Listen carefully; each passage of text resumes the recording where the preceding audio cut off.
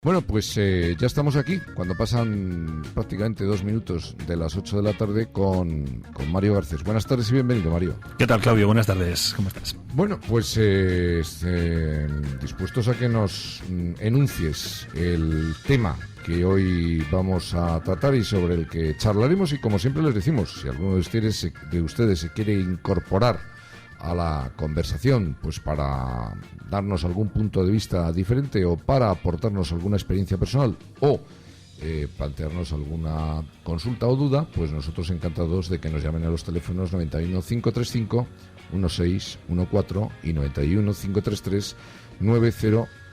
Y ahora sí, ya Mario, vamos con el tema que en la tarde de hoy nos va a llevar pues este tiempo de radio. Bueno, pues como anunciábamos la semana pasada, esta semana vamos a hablar de las emociones en el ámbito laboral, ¿no? Que es un ámbito pues que hoy en día está siempre en el punto de mira por todas las presiones y todas las tensiones que surgen continuamente en el puesto de trabajo.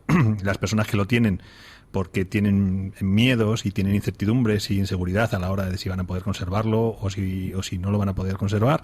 Y las personas que lo han perdido porque viven unas situaciones emocionales intensas, porque dado el panorama que vemos actualmente, pues perder un puesto de trabajo ya no es garantía de encontrar otro en un tiempo prudente y se ponen en juego unas tensiones emocionales muy importantes, ¿no? Entonces, bueno, pues yo creo que en el ámbito laboral, tanto activo como en el pasivo, cuando uno sale de él, o bien en procesos como la jubilación, ¿no? Que también se ponen en juego muchas cosas, uno se realiza durante muchos años como trabajador y llegado un momento pues tiene que prescindir de ese puesto de trabajo y de esa rutina a la que ha estado acudiendo durante muchos años, y también parece como que la vida se acaba. Sí, es una sensación, ¿no? Que transmite mucha gente que a la hora de jubilarse pues parece que el mundo termina ahí, ¿no? Entonces, bueno, hay muchos fenómenos emocionales que sí. Alguno más podríamos apuntar, como cómo son las relaciones laborales, cómo se toma cada uno el trabajo. Hay gente que se lo toma de manera dramática. Me ha mirado el jefe hoy, me ha mirado y no se ha reído y no me ha saludado y esto seguro que es algo malo, y me ha dicho buenas tardes mientras miraba para otro. Seguro que el otro al que le ha mirado le valora más que a mí.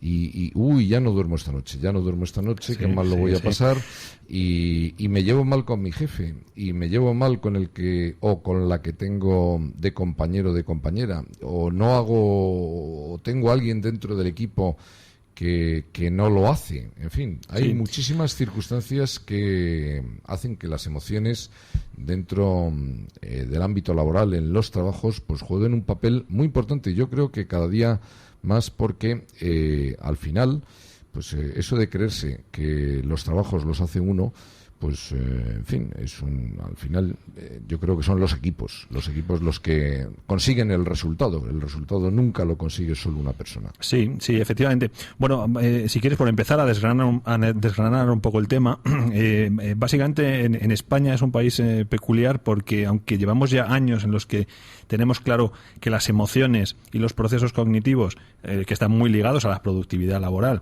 tienen mucha relación, las empresas en España todavía no han considerado realmente lo importante que es la salud emocional de sus equipos. Hay empresas que sí lo hacen, obviamente. De hecho, hay un ranking que se llama Best Workplaces, que todos los años evalúa, sobre todo entre grandes empresas, cuáles son las que resultan un entorno laboral más amigable para sus trabajadores. Pero si lo pensamos bien, nosotros podemos tener, por ejemplo, una persona que en su tiempo de trabajo, pues estando al 100%, bueno, al 100% no estamos nunca, ¿no? Supongamos que estamos en un momento óptimo, generalmente rendimos un 80% del tiempo de trabajo, ¿no? El resto se nos va pues en cosas que nos distraen de esa tarea.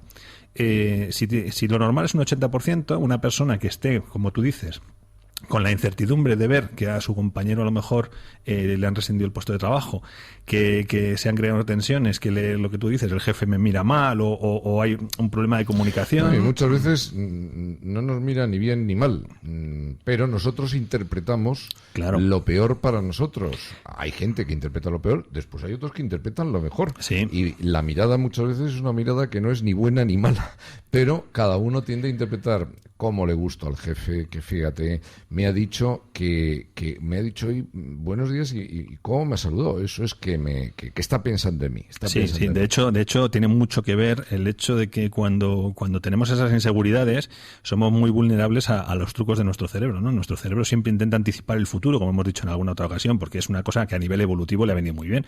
Entonces, lo que hacemos es empezar a construir realidades que pueden tener o no nada que ver con la auténtica realidad que se esté cociendo en un despacho de dirección respecto a la plantilla, ¿no? Uh-huh. Entonces, todos esos miedos lo que hacen es cercenar de raíz el tiempo eficaz de trabajo de una persona. Es decir, si en unas condiciones óptimas rendimos en torno a un 80%, con esas incertidombres, el tiempo que dedicamos a vigilar, a ver qué hacen los demás que se están significando respecto a la posición que tenemos, el vigilar pues los movimientos que hay y las cosas que ocurren a nuestro alrededor, ese rendimiento puede bajar fácilmente a un 50 o menos por ciento. Sí. Pues vamos, si te parece, Mario, a atender una llamada que tenemos en los teléfonos 91 535 1614 y 91 533 9021. Buenas tardes. Hola, buenas tardes. Sí, buenas tardes. Pues está, bueno, pues estaba. Digo que está porque está, pero ha dejado de estar. El trabajo es un tema muy importante porque hoy en día, que yo creo que se trabaja en horas. O sea, en España yo creo que es de los países del mundo que más horas está en el trabajo. Otra cosa es la productividad, que la productividad no somos de los más productivos, pues porque le damos muchas vueltas, nos reunimos, al final estamos muchas horas en el trabajo, pero le sacamos mucha menos productividad que le saca un holandés o le saca un sueco o un alemán o un inglés. Porque, bueno, pues por eso, porque perdemos el tiempo, no muchas veces nuestra iniciativa, sino muchas veces pues porque el organigrama y el sistema de las empresas en las que estamos es así, o sea que sin mucha reunión tenemos una tendencia a reunirnos. Sí. Dicen que los alemanes, no todos, pero que algunos las reuniones las hacen de pie. Sí. Porque así no pueden durar mucho, porque claro, cuando yo he visto reuniones de 4 y de 5 horas, claro, como todo el mundo está sentado, pues yo me pongo a hablar y aquí 4 o 5 horas escuchando, porque como estoy sentado. Ahora, vamos a ver si la reunión fuese de pie, a ver si yo aguantaba 4 o 5 horas hablando y los que están escuchando también. Sí, mira, es gracioso que saques eso a colación. Vamos a hablar un poco de la cultura corporativa, ¿no? Hay es un chiste, una metáfora muy interesante, ¿no? Dice, imagina que tienes una jaula con 20 monos, ¿vale? Y en esa jaula tienes por encima de todos los monos un sistema de riego con agua fría, agua helada, ¿no? Entonces tú pones una escalera con un plátano en el centro de la jaula y conectas la escalera con el sistema de riego, de forma que cada vez que un mono se acerque a la escalera, todos los monos se mojen con agua helada, ¿no? Claro, los primeros que intentan subir, inmediatamente recibe todos una ducha de agua fría, ¿no? Otros lo intenta igual, hasta que los 20 monos encuentran la correlación entre acercarse a la escalera, intentar coger el plátano y mojarse con agua helada, ¿no? Bien, en ese momento, que ya los tienes a todos acondicionados, retiras un mono de los antiguos y metes un mono nuevo, ¿no?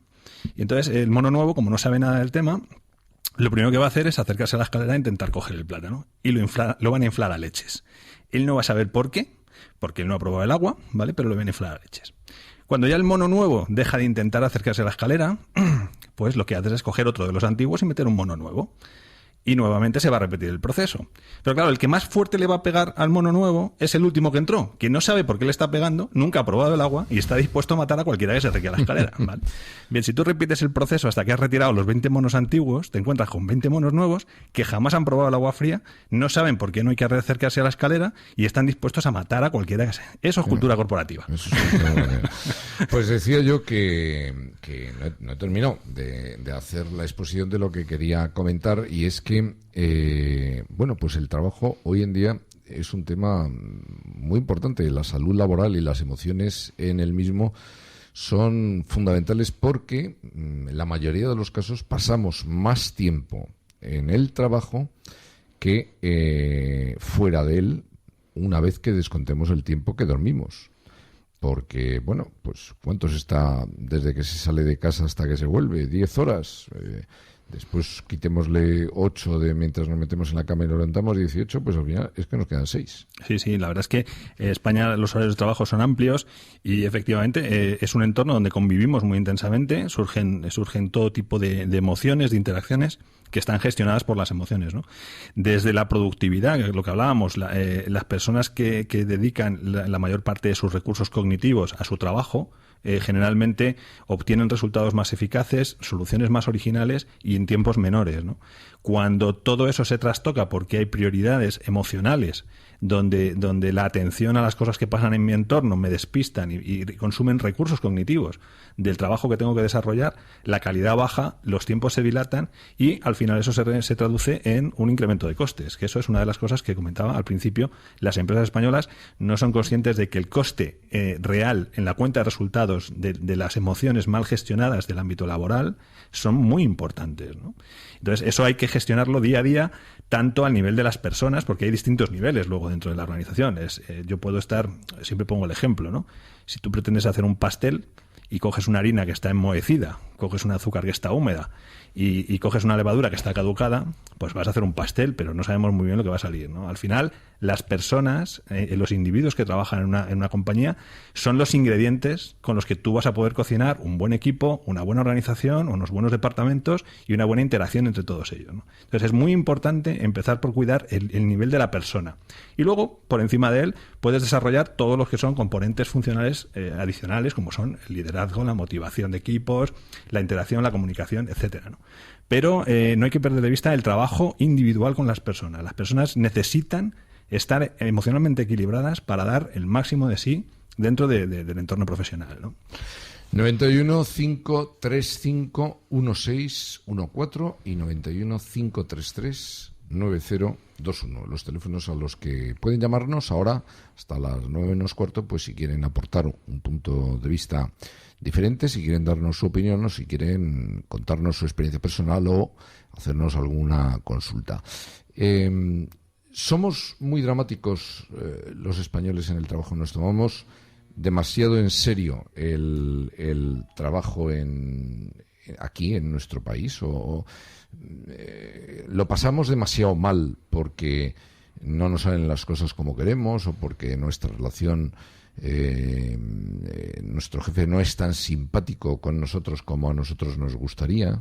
Bueno, enlazando un poco con lo que decíamos, la cultura corporativa, ¿no? Y lo hemos hablado en otros programas. ¿Cómo construimos básicamente el ser humano? ¿Cómo construye su visión de sí mismo, ¿no? Pues generalmente por interacción con el entorno, a ver qué opinan de mí, a ver qué hacen los demás, a ver cómo se relacionan, a ver qué resultados obtengo, ¿no? Entonces, en base a eso, la cultura corporativa, una vez que tienes ahí ya forjado ese elemento, pues hay muchas personas, por ejemplo, que en el ámbito laboral se construyen a través de la dedicación exclusiva, lo que llama el workaholic, ¿no? Adictos al trabajo. Son personas que sencillamente su existencia es trabajar y demostrar que son absolutos profesionales, que son muy competentes, pero que lo son las 24 horas del día, porque no desconectan cuando salen del trabajo y no saben, a lo mejor, reservar un espacio privado, ¿no? Eso, emocionalmente hablando, tiene un coste muy elevado conforme van pasando los años y se convierten en tensiones, en estrés, sobre todo en momentos de incertidumbre donde uno siente, como tú decías, que yo soy el responsable de todo esto, de que esto funcione, soy imprescindible, y de pronto un día te encuentras con que realmente a lo mejor no eres tan imprescindible, un ascenso se lo dan a otra persona o prescinden de tus servicios, ¿no? Entonces hay mucha gente que en ese momento su propia autoimagen, que se ha construido en base a su dedicación profesional y a las alabanzas del entorno como profesional, pues desaparecen. Eso entronca un poco con lo que hablábamos de la jubilación. Mucha gente que se ha realizado personalmente trabajando, a lo mejor gente que ha empezado muy joven y que en un momento determinado dice, bueno, pues ahora ya mi vida profesional ha terminado, ¿quién soy yo, no? ¿Qué queda de mí cuando me quitas lo que ha llenado mi vida durante 12 o 14 horas diarias durante 40, 45, 50 años, ¿no? Eso es un tema que requiere una gestión emocional y intelectual muy importante, ¿no? El saber que uno es independientemente de que tenga o no tenga trabajo. Eso ocurre también muchas veces cuando la gente se queda en el paro, ¿no? Lo que te hacen no es que te quedes sin trabajo, que es importante, y sin una fuente de ingresos posiblemente. El problema, lo que realmente nos hace daño, es que nos hace dudar de nosotros mismos. Es esa duda de nosotros mismos lo que siembra un proceso de despido muchas veces y lo que nos paraliza porque da la sensación de que no valemos, de que no lo hemos hecho bien, sentimos que los demás a lo mejor han prescindido de nosotros porque no tenemos unas competencias determinadas. Y todo eso nos mina interiormente, no somos nosotros mismos los que nos minamos, pero puede dar lugar a situaciones de emocionales muy complicadas, ¿no? Y bueno, en unos tiempos en los que se pasan tantas horas en el trabajo, ¿qué decálogo, qué tipo de recomendaciones puedes darnos pues para pasarlo bien y que no se convierta, pues eso, en que nos miran, que no nos miran, que nos hablan, que no nos hablan, que no me van a ascender, en fin, que no voy a ocupar ese puesto, que menudo disgusto que me llevo? Pues hombre, está muy ligado al desarrollo de la propia personalidad y el trabajo de esa personalidad. Me refiero, cuando tú te estructuras y eres capaz de darte cuenta de hacer autocrítica, ¿no? Y ser capaz de valorar si realmente eres un buen o un mal profesional. Si eres un buen profesional, pero necesitas nuevas competencias, tienes que formarte, tienes que desarrollarte, tienes que seguir creciendo como profesional. Yo creo que el trabajo personal es fundamental. Las personas tienen que empezar por trabajar consigo mismas, porque luego todas las interacciones que se van a producir con el entorno, ya sea con superiores, con iguales o con subordinados, van a depender de lo bien o mal que hemos construido esa personalidad y de los elementos que la conforman, ¿no? Entonces, yo la primera recomendación que doy siempre en los cursos es que la gente empiece por mirar hacia adentro, ¿no?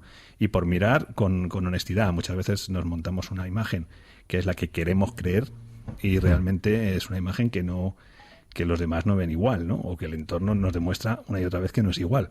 Entonces, el trabajo individual digamos, de mirar hacia adentro y valorar quiénes somos, en qué punto estamos, qué queremos, qué no queremos. Muchas veces, una de las cosas más importantes, yo en mi vida personal he podido disfrutar porque siempre he trabajado en cosas que me han enamorado. Unas veces porque ya estaba enamorado de las cosas y por eso las he hecho, y otras veces porque he conseguido enamorarme de lo que estaba haciendo, ¿no? Entonces, enamórate de tu trabajo, eso es lo primero que tienes que hacer. Una vez que te enamoras, el resto del mundo te da igual, tú vas a crecer como profesional dentro de esa función, ¿no? Y luego, conforme vas creciendo, pues eso te va a facilitar desarrollar procesos de asertividad, donde vas a saber decir que sí, decir que no, en qué posición te tienes que poner en un momento determinado. Vas a poder desarrollar mejores técnicas de comunicación, que son fundamentales. El saber decirle a un superior, a un igual o a un subordinado, pues mira, en este momento esto creo que no es oportuno, etcétera, etcétera. Y sobre todo también esa personalidad bien desarrollada y bien asentada nos va a ayudar a asumir ciertos riesgos, como son tomar decisiones en un momento determinado, si vemos que no somos capaces de llevar a cabo una tarea y decirlo antes de vernos metidos en un tsunami que se nos puede llevar por delante a nivel profesional, ¿no? Por ejemplo, eso también tiene mucho que ver con el desarrollo de esa personalidad. Muchas veces nos metemos en berenjenales que no estamos preparados para afrontar, y ser honestos con nosotros mismos y poder decir, pues mira, no estoy capacitado en este momento, dame tiempo, o sencillamente no es para mí, ¿no? Y si en algún momento nos toca ser jefes, ¿qué es mejor para mantener una situación emocional a nivel de grupo buena y positiva? ¿El ejercer de jefe y ser un jefe controlador y qué has hecho y qué vas a hacer y te dije ayer que lo tuvieses para hoy y hoy no lo tienes, o ser un miembro más del equipo que de alguna manera orienta y marca el camino, pero da autonomía y delega? Pues es interesante porque ahí no hay una respuesta única. Me refiero, tiene mucho que ver con la personalidad y con el nivel de madurez profesional y personal de las personas con las que trabajas, ¿no? Valga la redundancia. Hay personas en las que necesitan que haya alguien delante, en vanguardia, marcando un camino, y ellos se encuentran cómodos yendo detrás, siguiendo unos pasos establecidos. Entonces necesitan que alguien les marque esos pasos. Hay personas que por su propia idiosincrasia son capaces y necesitan moverse por libre y funcionan muy bien por objetivos. Entonces lo que necesitan es alguien que les fije los objetivos, pero que luego la forma de alcanzar esos objetivos les deje libertad. Hay personas en las que sencillamente necesitan ir ellos en cabeza. Entonces generalmente son líderes y lo van a ser bien por cuenta ajena, bien por cuenta propia, van a ir asumiendo responsabilidades porque se encuentran cómodos en vanguardia, ¿no? Entonces, depende mucho de la personalidad de cada uno y tanto de la persona que ejerce el cargo de responsabilidad como de la gente que tiene a su cargo, pues las relaciones que van a surgir van a depender de las personalidades de cada uno de ellos, ¿no? Personas que son maduras y que se relacionan de igual a igual y que hablan en confianza y son honestos en un momento determinado para pedir determinadas tareas y exigir responsabilidades, y otros que son capaces de asumir responsabilidades y responder por esas tareas en las que se comprometen. Y ocasiones en las que no, en las que hay gente que no tiene un determinado nivel de madurez, y entonces pues necesitan a alguien que les supervise, un jefe supervisor que esté encima revisando, etcétera, etcétera. Desde mi punto de vista, lo que intentamos hacer cuando hacemos formación para empresas es que la mayor parte de la gente, si no toda, desarrolle y sea consciente de los huecos que tienen todavía por desarrollar en su personalidad profesional, y que luego se trasluce también muy bien en la parte personal, ¿no? Y que rellenando esos huecos y trabajando esos huecos con herramientas sencillas sean capaces de estructurar una personalidad mucho más sólida que les permita crecer como profesionales, ya sea como subordinados, como jefes o como iguales, ¿no?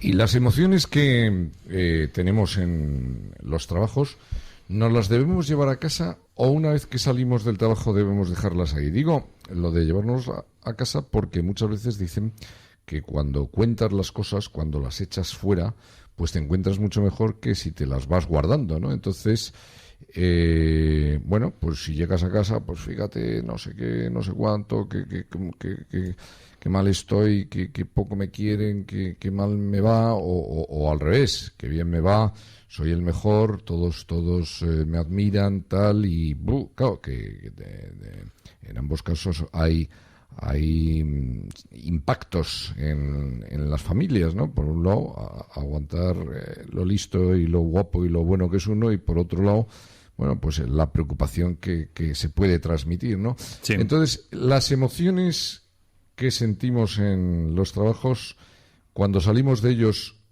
¿hay que aparcarlas o se pueden trasladar a las familias, a las casas? Hombre, yo, por experiencia personal y por un poco por razonamiento lógico, como hemos dicho muchas veces, es muy difícil desconectar las emociones. ¿Por qué? Porque las emociones, si son positivas, pues quieres compartirlo con tu pareja y con tu entorno familiar, porque es realmente donde vas a disfrutar de los éxitos profesionales que vas consiguiendo y donde se traslucen en una situación familiar más confortable, más económicamente más estable, etcétera, etcétera. Entonces es lógico compartirlo, ¿no?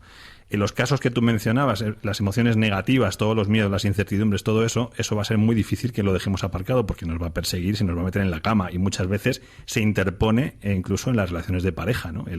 Esa inseguridad que emana de un proceso laboral de incertidumbre, etcétera, etcétera, trasluce en las relaciones de pareja directamente, ¿vale? Entonces, yo creo que es difícil aparcarlas. Los dos extremos que comentabas, tanto todo lo negativo, cuando llegas y sueltas todo lo negativo, como cuando estás continuamente reforzándote y demás, denotan que no estás muy centrado, me refiero.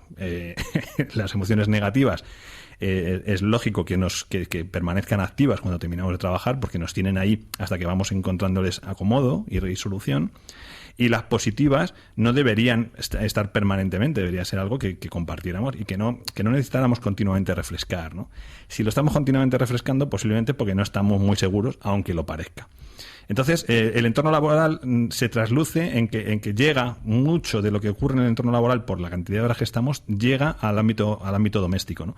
Yo, una herramienta muy sencilla, la gente que vive a una cierta distancia del trabajo, pues tiene una ventaja, ¿no? Y es que el tiempo de transporte, de llegar hasta casa, parece que no, pero las cosas toman ya una cierta perspectiva. Las emociones intensas, si las ha habido en el ámbito laboral, van decayendo, te vas relajando, puedes llegar a encontrar incluso pensamientos alternativos que te van relajando, con lo cual no llegas y transmites con toda su crudeza esas emociones intensas dentro del ámbito familiar que también dan lugar a grandes problemas de comunicación en pareja y de conflictos, ¿no? Porque llegas y encuentras que en el ámbito familiar es donde puedes soltar lo que a lo mejor no has soltado en el ámbito laboral al jefe. Y eso tampoco es justo. Entonces, ser conscientes de que los responsables de una determinada situación emocional, dónde están, quiénes son y dónde han de centrarse nuestras energías para resolver esas emociones. Y no trasladarlas a ámbitos que no tienen nada que ver y que se pueden encontrar, porque sin comerlo ni beberlo, les repercute de forma intensa, ¿no? Y bueno, eso sabes que hay mucha interacción así doméstica que está muy condicionada por presiones a nivel laboral, sobre todo en estos tiempos, ¿no? Donde las inseguridades son permanentes. Y las emociones que conllevan, pues, el amor, los sentimientos dentro del trabajo, hay que reprimirlas, va de retro, Satanás, o hay que dejarlas que fluyan como algo natural y algo normal. Es decir, dentro de lo que es el ambiente laboral, sí se siente algo por una persona, uno debe apartar eso de la cabeza por aquello de que se está trabajando y no se está, bueno, pues en un sábado no se está fuera del trabajo, o se debe interpretar como algo normal y, en fin, pues si me ha pasado esto en el trabajo, pues voy a ver si tengo suerte y me corresponden. Pues ahí voy a meterme en un charco en el que no tengo experiencia personal. Mi relación con mis compañeros y compañeras de trabajo siempre ha sido una relación profesional. No me ha pasado esa situación de haberme sentido emocionalmente atraído o afectivamente atraído por alguien en el ámbito de trabajo, con lo cual ahí voy a hablar de algo que no conozco. Haciendo simplemente el razonamiento lógico, es todo lo que ocurre en el ámbito de trabajo, como hemos dicho, los recursos cognitivos están limitados. Uno no puede evitar compartir mucho tiempo, muchas tensiones, muchos proyectos, muchas tareas en conjunto con personas que a lo mejor en un momento determinado surge una emoción. Es que, como decíamos antes, se pasa muchas veces más horas con un compañero o con una compañera que, bueno, pues que con su mujer, con su marido o con su hijo. Sí, claro. Entonces, en esa interacción tan intensa y sostenida a lo largo de meses, años, etcétera, pues es lógico que surjan esas emociones. Primero dependerá del estado afectivo de esa persona. Pues si está en pareja, si está bien en pareja, si está soltero, si las dos partes están solteras. Si no lo están, ahí yo creo que no hay reglas fijas, me refiero. Una vez más, las emociones no es algo que podamos controlar. Si intentamos controlarlas, lo que vamos a hacer es enmascararlas y que salgan de una forma completamente inesperada, ¿no? Mi recomendación es empezar por lo de siempre, ser honestos con uno mismo y decir, vamos a ver qué quiero, qué no quiero. A lo mejor uno, a través de un sentimiento afectivo hacia una persona del trabajo, descubre que no está tan bien en pareja, ¿no? Muchas veces es difícil saber conocerse a uno mismo y saber lo que uno quiere, ¿no? O sea, es lo más difícil. Porque no lo tenemos claro, pero no sé, mínimamente si queremos ir al cine o a tomar una copa, ¿qué hago? Pues si nos cuesta tomar una decisión de ese tipo, en lo que es una salida de ocio, pues en otro tema que tenga un poco más de enjundia, de sustancia, pues todavía más difícil, ¿no? Sí, eso lo hablábamos el día que hablábamos de las relaciones padres-hijos. El concepto del autoconocimiento es algo que tenemos una carencia bárbara, ¿no? Lo digo por mi experiencia personal con el entorno en el que me he desarrollado y me he relacionado todos estos años, y es una asignatura pendiente que debe empezar en la escuela. De hecho, cada vez más los programas educativos incorporan el trabajo emocional dentro del aula.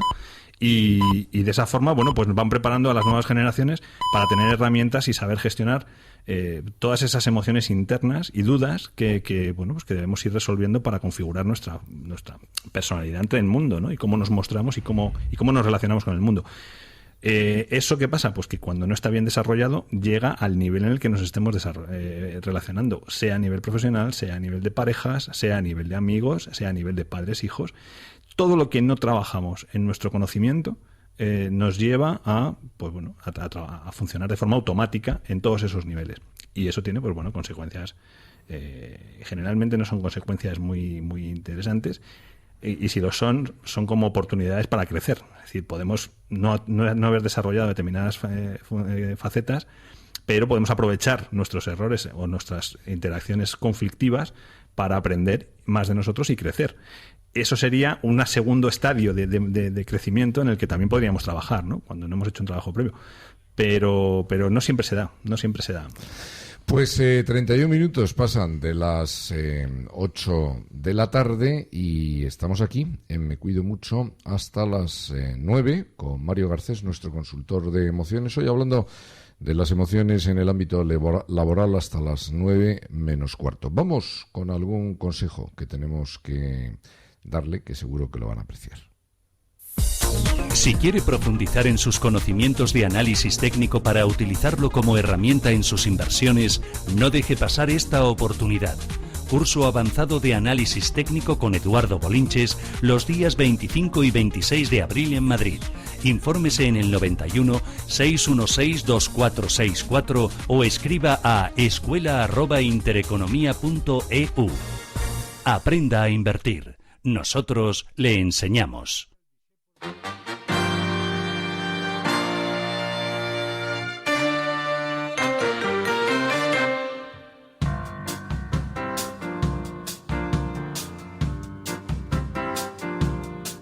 En Radio Inter, Me Cuido Mucho, con Claudio de Miguel. Pues aquí seguimos, como les decía, hasta las 9 de la noche con Mario Garcés. Bueno, ¿y cómo tenemos que reaccionar cuando tenemos algún compañero, alguna compañera que emocionalmente trastorna al grupo, al equipo, pero que el argumento es, bueno, yo soy así y en fin, no te creas que lo hago con mala intención, es que yo soy así y entonces voy a decir los teléfonos por si alguien quiere llamarnos y darnos su punto de vista o su opinión y ahora me contestas, Mario. 91 535 1614 91 535 1614 y 91 533 9021. Es decir, yo estoy permanentemente de mal humor y soy brusco en las contestaciones, pero es que soy así, igual que mido lo que mida y peso lo que peso y tengo el pelo del color que lo tengo, yo soy así. ¿Qué hacemos con ese tipo de personas que muchas veces en los equipos hay y que la gente presenta alguna reclamación sobre ellos, pero muchas veces la explicación, bueno, ya sabes cómo es? Bueno, pues eso, yo creo que como todos los problemas que nos encontramos en la vida, ¿no? Depende de la persona responsable del equipo. Realmente el líder del equipo debe ser el que primero se cerciore de esas circunstancias, el que tome la iniciativa a la hora de abordarla. Y hoy en día, cada vez más, hay herramientas muy implantadas en las empresas. Hoy en día el coaching está a la orden del día, ¿no?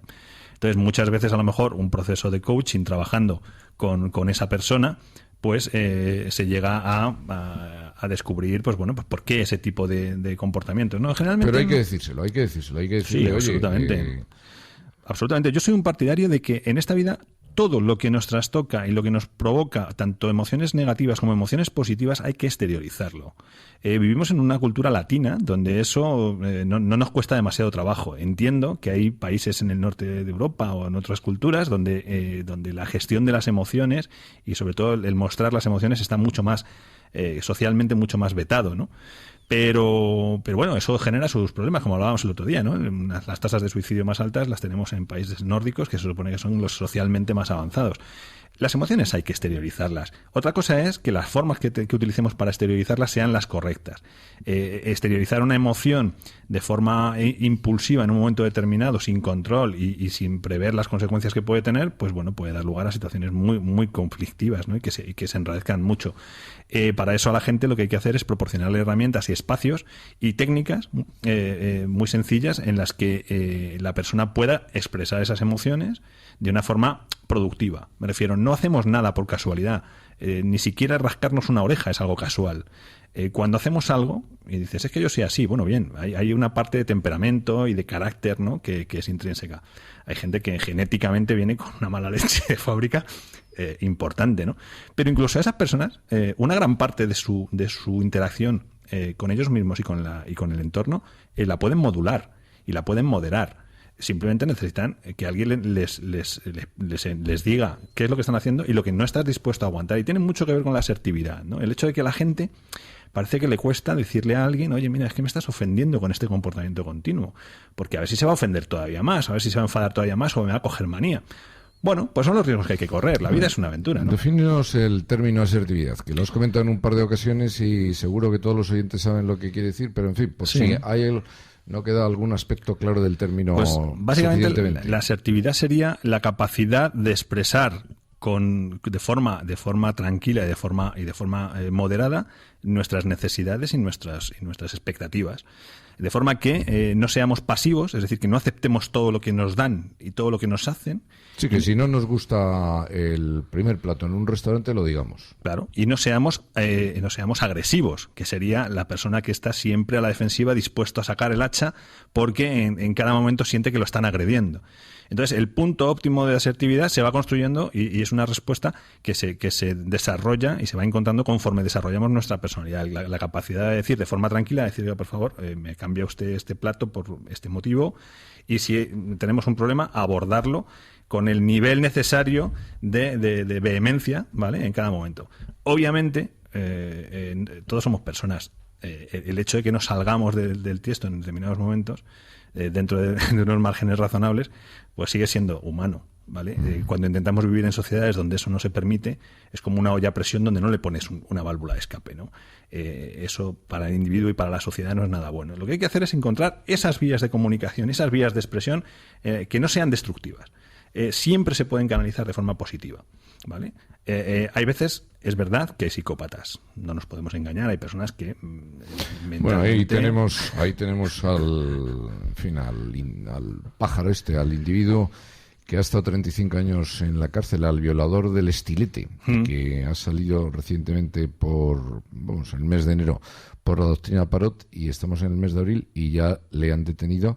En fin, yo es que no sé de qué tipo de pasta hay que estar hecho, qué tipo de personas, porque después de estar 35 años en la cárcel, después de por haber tenido ese tipo de conducta, que salgas y a los 3 meses, con 35 años más, vuelvas a repetir y claro, pues le han vuelto a detener, no sé. O sea. Bueno, ahí entra en juego muchos mecanismos que bueno, pues no está muy claro hasta dónde son genéticos, hasta dónde son aprendidos, inducidos por el contexto de gente que se desarrolla en contextos y en familias pues muy desestructuradas. Eso sigue estando todavía, el debate sigue estando muy abierto, ¿no?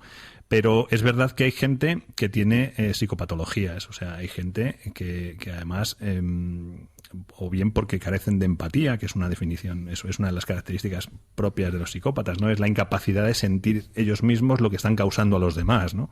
Otras veces sí son capaces de sentirlo, pero no son capaces de controlarlo, quizá por falta de recursos cognitivos. No tienen inteligencia suficiente o no han tenido la necesidad de controlar y de gestionar esas emociones, ¿no? Yo siempre lo digo, la violencia, si funciona, es rápida y eficaz. Cuando no funciona es cuando tienes que desarrollar estrategias más avanzadas y surgen pues los enfoques diplomáticos, los enfoques más estratégicos, ¿no?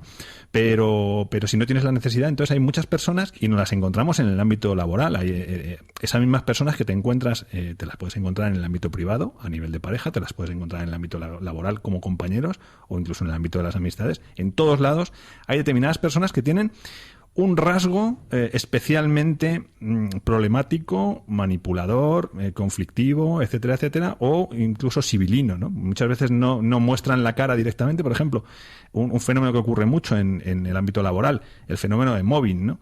Hay muchas veces que el acoso no lo hace realmente el acosador, sino el grupo que él consigue manipular y poner en contra de una víctima a la que le van haciendo el vacío, etcétera, etcétera, y directamente la persona que orquesta toda esa acción no da la cara. Está en un segundo plano simplemente lanzando rumores, creando malas tensiones, etcétera, etcétera, y son otros los que ejecutan indirectamente los planes que él urde, ¿no? Entonces hay que tener mucho cuidado con ese perfil.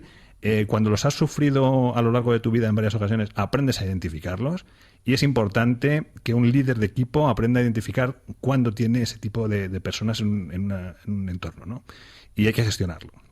Es muy importante gestionarlo. Ahora que utilizas la palabra gestionar, ¿en qué momento, en qué circunstancia, en qué ámbito es más difícil gestionar las emociones, bueno, pues por la trascendencia y por la complejidad que tienen en el ámbito laboral, como estamos hablando hoy, en el ámbito familiar, en el ámbito sentimental, del amor, de relación de pareja, en el ámbito de la amistad. ¿En cuál de todos los ámbitos de la vida las emociones son más importantes, si se puede establecer un ranking? O a lo mejor es que no hay que ir de esa manera tan directa y no es tan sencillo el tema, ¿no?